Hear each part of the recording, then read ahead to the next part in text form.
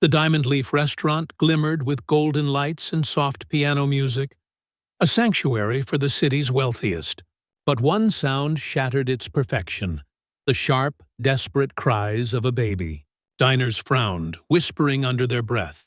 At the center sat billionaire Harrison Vance, powerful and untouchable in every boardroom, yet powerless before his own child's sobs.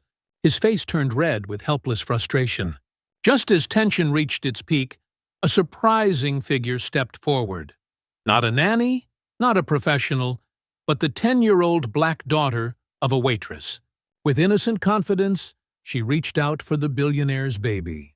What she did in that moment stunned the crowd, silenced the whispers, and forever changed the heart of a man who thought money could buy everything. The Diamond Leaf wasn't just a restaurant, it was a kingdom of luxury. Crystal chandeliers sparkled like stars, velvet chairs cushioned the elite, and silver cutlery shone under golden lamps. That night, it hosted foreign dignitaries, film stars, and the formidable billionaire, Harrison Vance. Known for his ruthless business acumen and unshakable pride, he carried himself like royalty. But alongside him sat someone who didn't fit the scene: his 6-month-old son, Adam. Harrison had insisted on bringing the boy, perhaps to show the world he could balance both empire and family. Yet his plan backfired. The baby's cries echoed across the marble floors, cutting through conversations and music. Waiters froze in discomfort.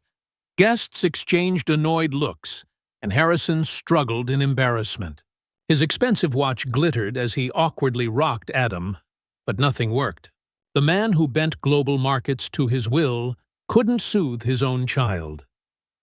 Among the staff was Lydia, a hard-working black waitress who carried her struggles quietly. Her warm smile often masked exhaustion from double shifts. Waiting near the back corner that night was her daughter, Amara, a bright, fearless 10-year-old girl with eyes full of curiosity. Amara had seen her mother calm babies countless times. Watching Adam cry tore at her heart. Unlike the adults, who hesitated out of fear or etiquette, she whispered to her mother, "Mom, I can help him." Lydia's heart skipped. She knew how billionaires looked down on staff, especially a black waitress and her daughter. But when she saw the confidence in Amara's eyes, something told her to let destiny unfold. With steady steps, Amara walked toward the most powerful man in the room, while everyone else held their breath. The billionaire frowned as the little girl stopped at his table. His piercing eyes scanned her from head to toe, clearly unimpressed. "And who are you supposed to be?" he asked, his voice dripping with authority. "I'm Amara," she said softly but firmly. "I can help your baby." The restaurant erupted in whispers. Some guests chuckled, mocking her boldness. Others leaned forward in curiosity, intrigued by her courage. Harrison scoffed. "Help? You think you know better than me?" His pride refused to let him hand over his child to a waitress's daughter. But Adam's wails grew louder, piercing the room, drawing judgmental stares from every corner. Finally, out of desperation, he sighed. "Fine. Show me then." He reluctantly placed the baby into Amara's small arms. The shift was instant. Amara held Adam with a natural tenderness. She began humming a gentle lullaby, rocking him with a rhythm learned from years of watching her mother comfort children. The baby's cries softened, his breathing steadied, and within moments, Adam clutched Amara's necklace and stared at her with wide, calm eyes. A hush fell over the restaurant. Diners sat frozen in awe. Lydia stood in the corner, tears welling as she watched her daughter glow with grace. Then Amara reached into her pocket and pulled out a tiny, worn teddy bear she always carried. She placed it beside Adam, whose tiny fingers wrapped around it instantly. He cooed, smiled faintly, and drifted into peaceful sleep. The impossible had happened. The billionaire's jaw tightened. His eyes, usually sharp and calculating, softened as he stared at his sleeping son. For a moment, the armor of wealth and pride cracked. "How? How did you do that?" he asked, his voice trembling. Amara looked up innocently. "Babies don't care about money. They just want love." Her words hung in the air like lightning. Diners exchanged glances, realizing they had just witnessed something extraordinary. Not just the silencing of a baby, but the humbling of a billionaire by a child of a waitress.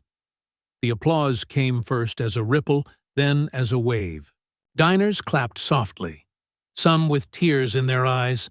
Even the pianist paused to watch the surreal scene.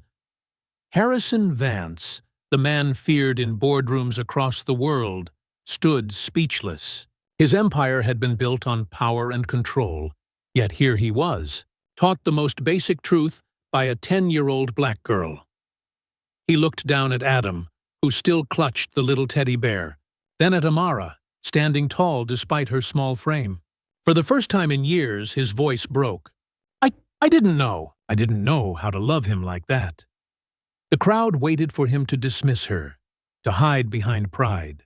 But instead, Harrison bent down, his tone soft. "Thank you, Amara. You've done something no one else could." The restaurant held its breath. A billionaire, humbled before a waitress's daughter. From that night forward, Harrison Vance was never the same. The city gossiped about the evening, but he didn't care. Something far deeper had shifted. He visited the restaurant often, not as the cold billionaire demanding perfection, but as a father eager for his son to meet the girl who had calmed him. Lydia, once invisible among the staff, was greeted with respect, and Amara became a symbol of innocence, courage, and love. Harrison began to spend real time with Adam, learning to cradle him gently, to sing softly, to let go of his pride and simply be a father. The teddy bear Amara gave became Adam's favorite toy, a constant reminder of the night love defeated arrogance. But Harrison's gratitude didn't end there. Quietly, he arranged for Amara's future, scholarships, mentorship, and opportunities her mother could only dream of. Yet he always insisted, "She deserves it, not because I'm giving it, but because she earned it."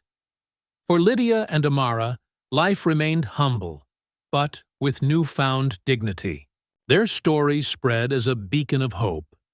That kindness, no matter where it comes from, can change even the hardest of hearts. The diners who witnessed that night never forgot it. They spoke of the billionaire who was broken open not by wealth, not by status, but by the compassion of a black waitress's daughter who dared to step forward when everyone else stayed silent. And in that unforgettable moment, the world learned a truth as priceless as any fortune. Love is the greatest power of all.